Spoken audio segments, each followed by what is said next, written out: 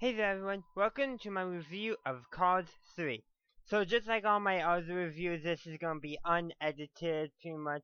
There may be an edit here and there, but pretty much it's just going to be what I have on my mind and I'm sticking with it. Just like all my reviews.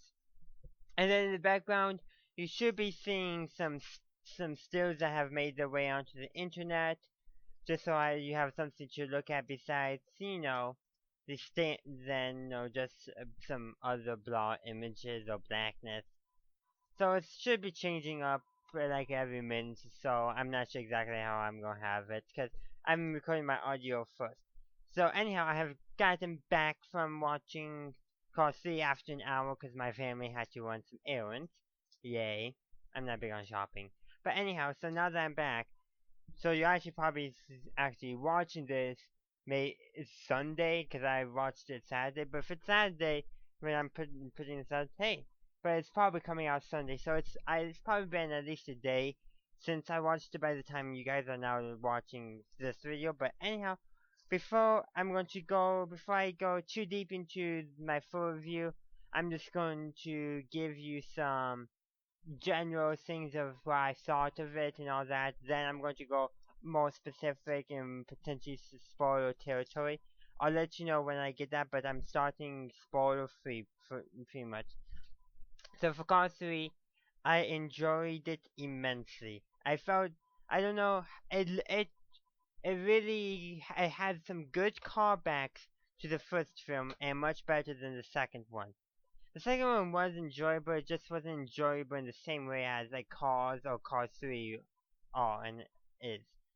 Cause, cause Cars 2 it was enjoyable, but it's not, as I was saying, not enjoyable in the same way. Enjoyable to watch and laugh at, but not enjoyable where you invest in your enjoyment. Does that make sense? It's like if I had seen Cars 2 before I went to see it in the theaters, I probably would not have seen it in theaters. But Cars 3 is like, yeah, it's definitely a theater movie. It's not, because almost Cars 2 is in the vein of, should have been more of a direct to DVD release rather than a theatrical production. But Cars 3 is definitely a theatrical production. It hits all the marks that the first movie made and then expands on them and takes them in new directions. But beyond that, as I said, I greatly enjoyed Cars 3 and it was much better than Cars 2. I'm not sure which one I prefer, Cars 3 or Cars. It's kind of hard to say. Maybe I enjoy Cars 3 more than Cars. It is a very tough call on which one I enjoyed more, but I did greatly enjoy it. Other general remarks, some of the common Pixar, um, Easter eggs, I did pick them up. I'm going to be talking about them shortly, but I think that's all I actually have. So now I'm going to be talking about getting into the spoiler territory, and I'll begin with the general Pixar Easter eggs. So, first of all, I did notice the pizza plane truck. So it was during the demolition derby scene at Thunderhead Speedway racetrack, whatever it was called. But it was on that track. That's where I saw the pizza plane truck Easter egg. I didn't see the truck itself, but the rocket that's always on top of the pizza plane truck. That's where I saw it, and like, oh, I missed the pizza plane truck. But that's where I did see it. The Luxor Bar, I don't remember seeing it in any of the other Cars movies, and I did not see it in this one. But so I wouldn't consider that in there. But I did see the reference, the Easter egg to Pixar's most upcoming, Coco, then Pixar's next film, which should be coming out this fall. I did actually see a reference because it's set during this um Dia de la Dia de la Muerto, El Muerto. Oh man, it's been a year since I took Spanish, but Day of the Dead, which is very big in Mexico. So I noticed because they said Mexico, and I noticed a reference to Mexico when I think it was at the Rusty's training center. One of the cars being trained was said to be because a certain training regime to conquer essentially weaknesses, and his was homesickness. So cruise mirrors being the train, basically played an image of related to Mexican music. And that's why I'm thinking it's the reference to Pixar's next film. And there's probably some references to films they haven't even announced that they snuck in there. But let's talk about references to Cars itself, the first movie in Cars 3. The entire beginning, I think, especially the very like the first minute or so, was greatly inspired by the very first movie, how it opened with nice, going through what's the word I'm looking for? His montage, speed, that kind of thing. I forget where it goes. But the twist this time was that Mater interrupts him rather than Matt. But beyond that, there's other things too. I've good other callbacks and use new images during his opening his like montage thing to psych himself up almost. And then of course it was kind of like he finishes and like, did I really used to say that? Which I thought was neat, and then made to like, yes you did. That was funny. But the images I think was some of the trailer images, which kind of explains why the trailer images were not necessary. Uh, like like they were almost more dreamlike in their appearance. But obviously and then they have basically a montage of a bunch of races to Lightning, begins, winning them, losing a few, and then like apparently Lightning, Carl, what was it? Weathers, the grandson of Strip Weathers, so the king, and Stephen Payon in Strip Weathers is based off of Richard Petty, and I think Carl Weathers is based off of Carla Petty. They just instead of doing Carl Carl, because sometimes Carl I know is spelled with a K. That's why I'm thinking maybe it's throwback to Carla Petty. But also need to see Strip Weathers as a king back in the, because it wasn't in the second one, maybe mentioned, but as him in there as his grandson's crew chief, which was very neat to see. And then of course, like the three big racers, which was Lightning McQueen, Carl Weathers, and Bobby something. Probably definitely a reference to some other NASCAR driver, but it would make sense. But definitely also, and then the appearance of Jackson Storm and all that kind of almost mirrors how Lightning came about, but differently so. More, what's the word I'm looking for? It's hard to say for sure. But definitely mirrored, but different at the same time. There's a lot of mirror images, because how you get, each generation, the new generation of rookies overtaking the previous generation. You greatly actually get to see that here. You get throwback to when McQueen was the rookies when even mentioned when Doc Hudson was the rookie, and then the rookies that kind of took over him, and then you get this new generation of rookies which completely begin dominating the track. So it's kind of interesting, and then of course I do want to say the scene where McQueen was going McQueen's crash. I knew it was going to happen. I predicted it. I could just tell the way they were going. I think it was the change in the music, and then during the crash itself, silent music, and then it did somewhat mirror in a way Doc Hudson's crash, which I think they actually showed in this. I can't remember. I believe they did show it, and then but also the King's crash in some respects too. And then throwbacks to all the NASCAR racers. There's probably all the Easter eggs for actual NASCAR racers in here are probably numerous, and I could go through them, but I won't. But I do wonder if they're going to do a Cars 4 at all, which could be interesting. I don't know how they would handle that too much, because they could end up falling into the same trap that Cars 2 had, kind of off track a little bit from the main idea of the story. But yeah. But it would be interesting to see, because I do kind of want to know what happens next, kind of. But there's am going kind of out of order, but and jumping around in my review. But other things going on I noticed. Oh man, there's a lot. And how oh yeah, no, not only does the new rookies have a new design of car, but they had new design of crew of for their pit crews and a new design for the trailers. Some more modern aesthetics per se. And then of course, in, and interesting, Lightning Queen, he teaching his trainer about racing, basically racing on things like dirt and sand and things like that.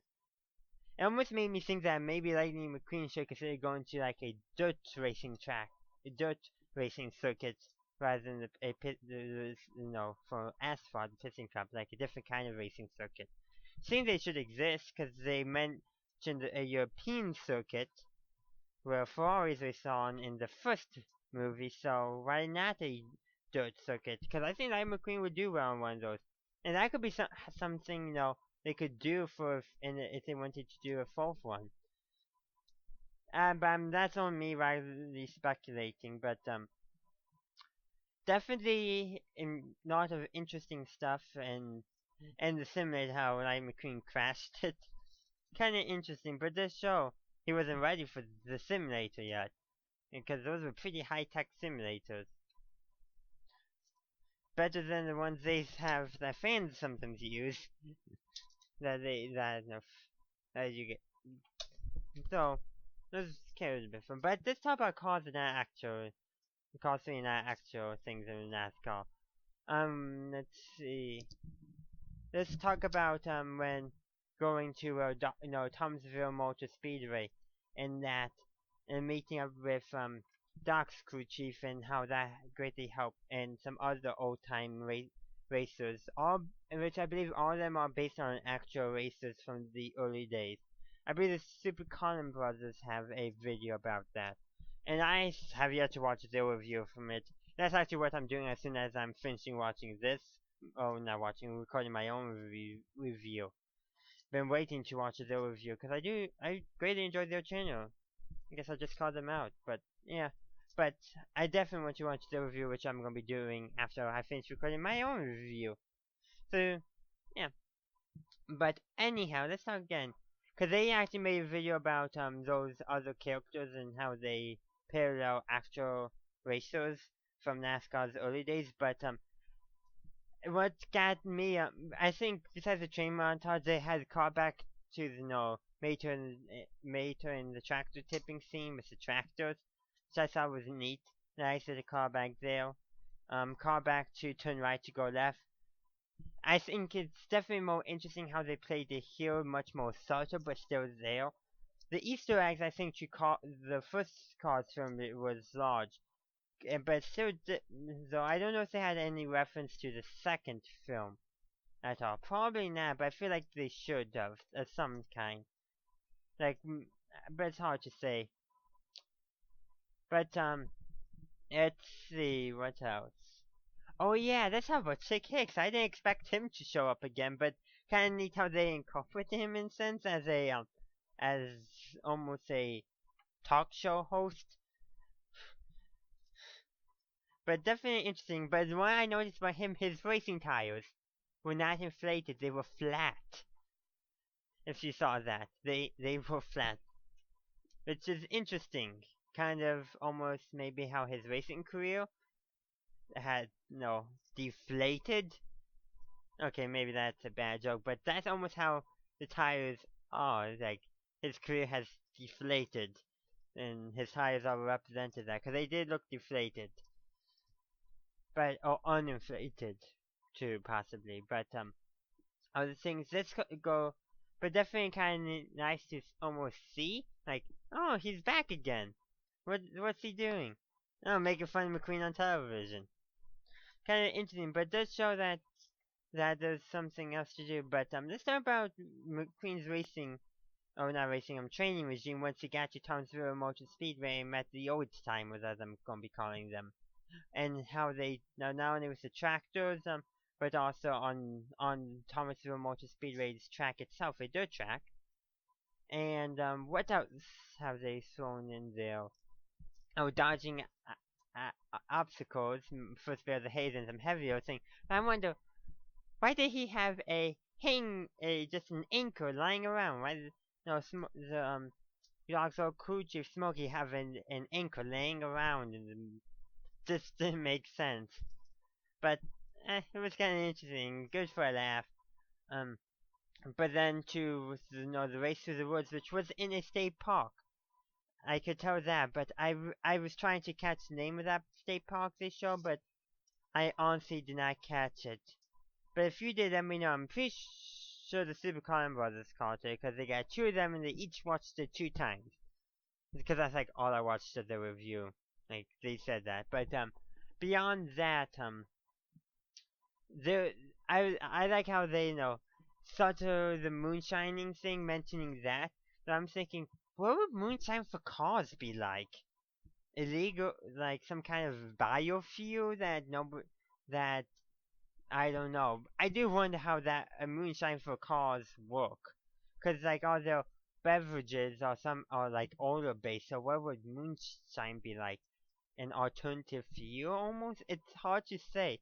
But the callback to that was neat, and how like no, it took a while for Lightning McQueen and Cruz Ramirez to actually figure out, and it was only when they blatantly said it. But going through the woods, that scene had, I think, some powerful imagery, which each time Lightning went through a bush, once he got the hang of it at first, racing through the woods, which is how many early NASCAR races got to start. But beyond that, how each time he hit the bush, once he got into the roll, he he lost a bit of that special code that they put on him to track his performances that much in the earlier in the film. Each time he went through a little bit of that came off exposing his actual paint job, which I thought just was just a neat little callback too. And oh, not callback, some powerful imagery, shedding the no, he's shedding the outlook of a modern racer and taking the outlook of an old time racer. So that I think that had some extremely powerful imagery. And then of course Jackson Storm, he was, I would say he's the antagonist, he's he's just an antagonist, an obstacle for I think again, like in this movie, like in the original Cars, the main villain is not a person but internal demons. Wow, because Cars is true. I think right, part of the reason why Cars 2 is not as good.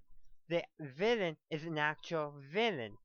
It's an actual car causing mischief and the biggest trouble. No self-discovery, but in Cars 3, the villains are Lightning's internal demons. And actually in Cars 3, you got Cruz Ramirez's internal demons too, from a second villain too.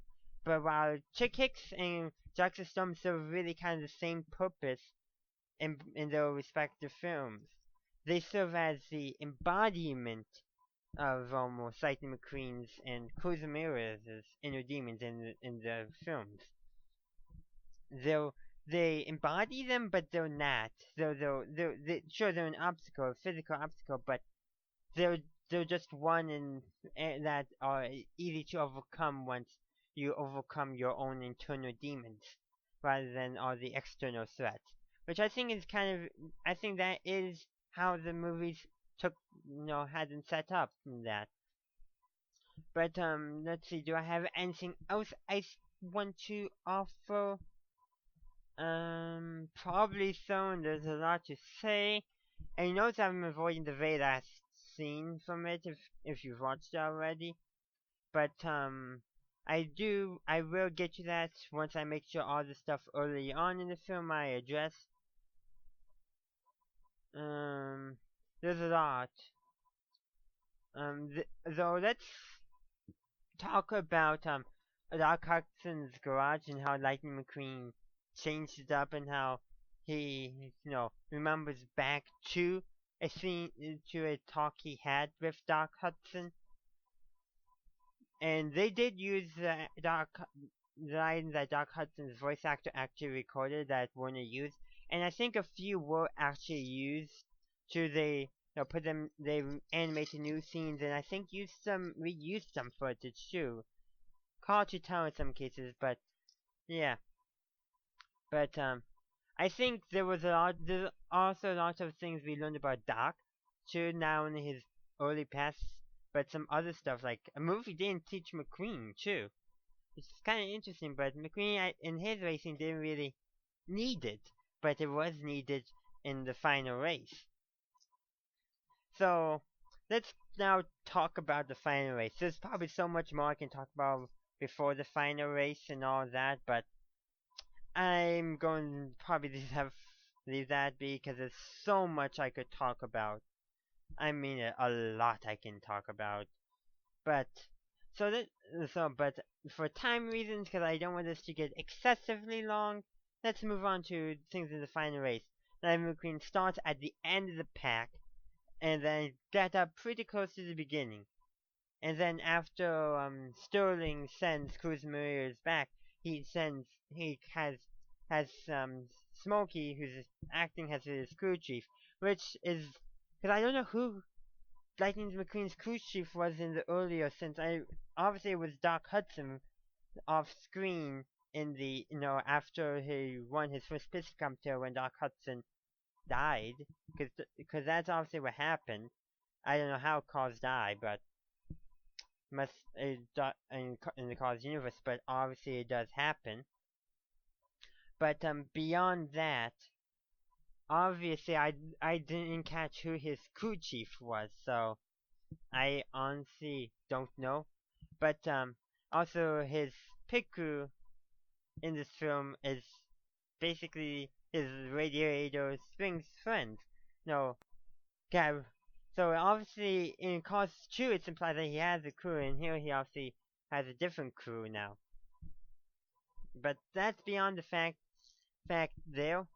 But sending Kuzma and Eras to finish the race for Lightning, which is kind of interesting thing to do.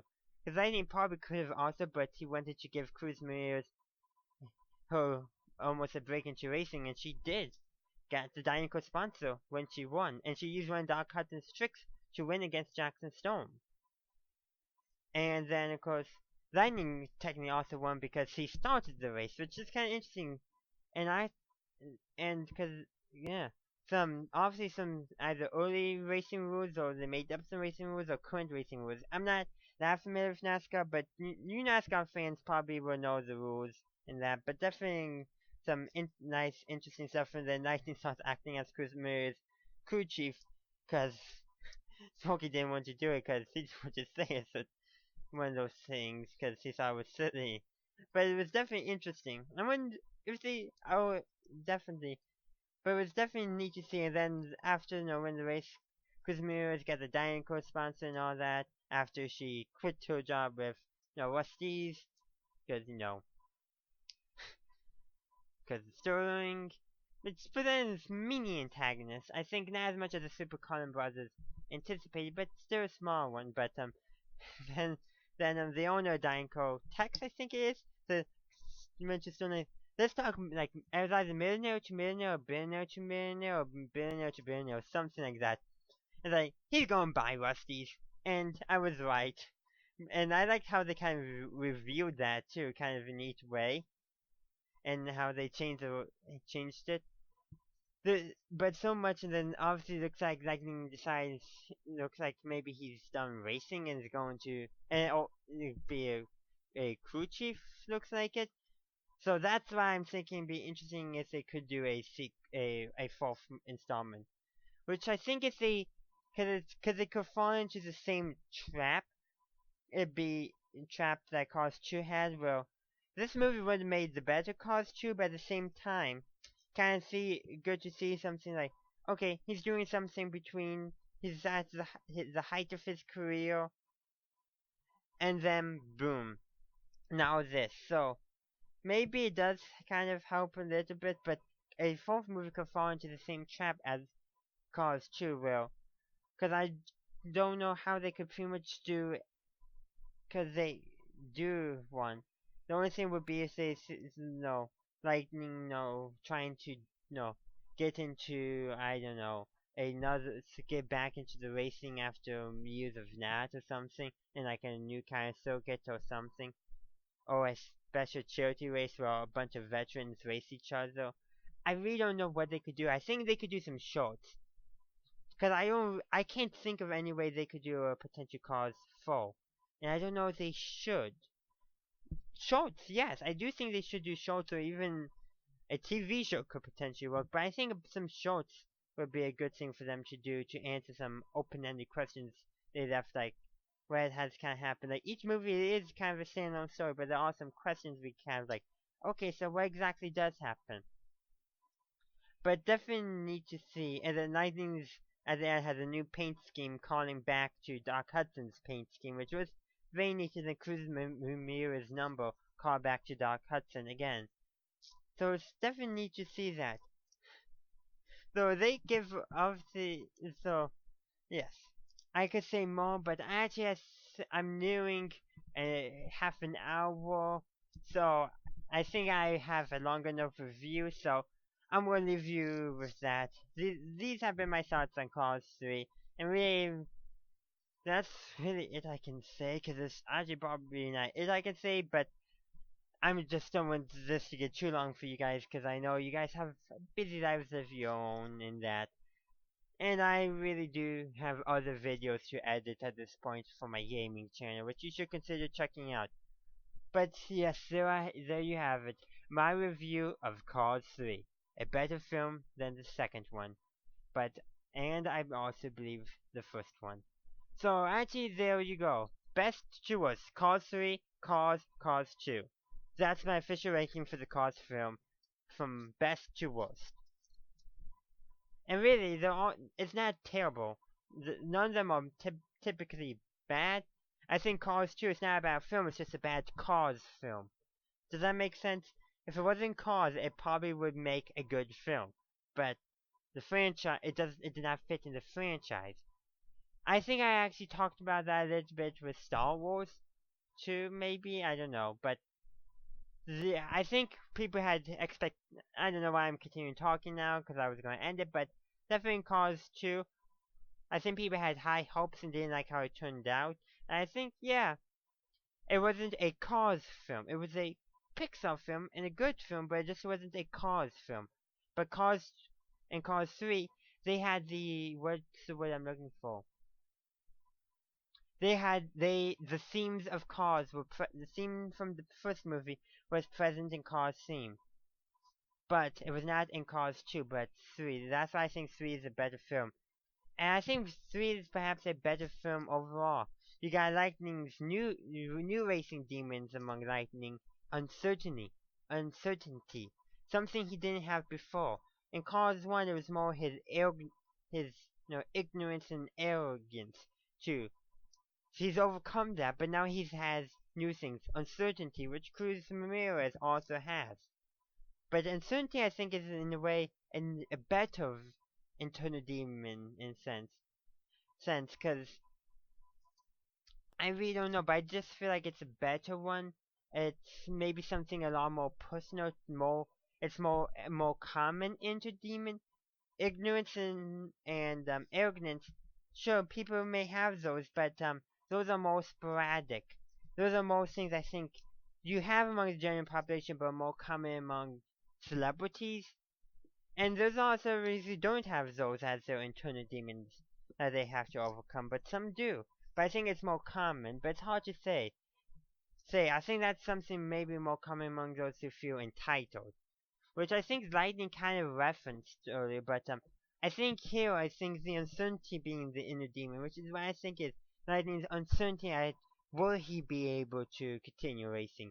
Will he be able to be Jackson Storm? And for Cruz Ramirez was the uncertainty of will she ever be a racer? Could she ever be a racer?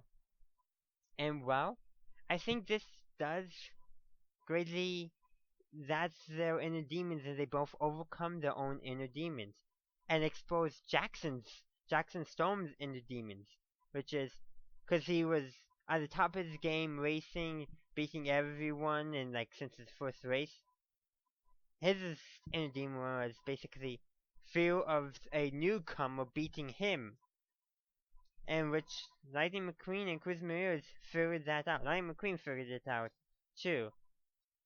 But definitely, I think the reason why I think Cars 3 is better than Cars is because the inner demons, the main characters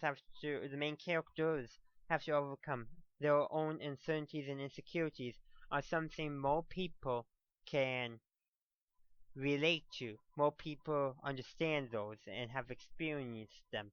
Something that while the inner demons I think had to overcome in the first one, which in a way made him a more likable character, these uncertainties are some things we can relate to. The ones in Cars are like, this is this great big popular celebrity, has his own, but has a fault. We get to see him overcome his faults, his arrogance and ignorance and what was it? Ignorance, those kind of things. Overcome those. And then in Cars 3, we get to see his uncertainties in a changing world. And then his trainer's uncertainties on being able to become what she desires. So there you have it. My review of Cars 3 and why I think it's the best Cars film. This real quickly, I'm gonna be doing my review of the short before Cars 3. So I'm tagging this at now at the end of my video. So those who thought I ended, sorry, I forgot to talk about the short. I was watching the Supercons video while my dialogue for my review of Cars 3 was saving, and they're like, let's talk about they said they really talk about the short, and I was like, oh, totally forgot about that. And I wanted to talk about it, Lou, which I greatly liked how they incorporated the name into the short. That was a very good short. The Lost and Found. I'm not going to speak too much on it, but definitely showing how the antagonist in a way was the bully was a came that way because he was bullied. Something in how once Lou, the Lost and Found, had started found saw something that made him realize something that kid is in Lost and Found was like put it out, and that greatly changed the. That's when we realized the bully was the bully because he was bullied.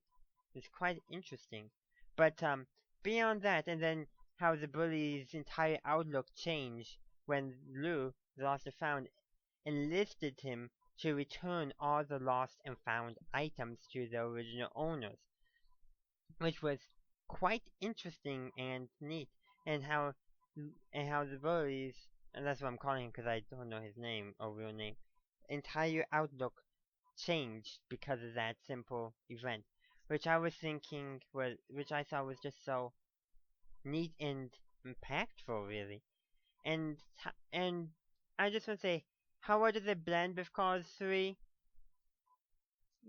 I don't know how well, but I think it is good.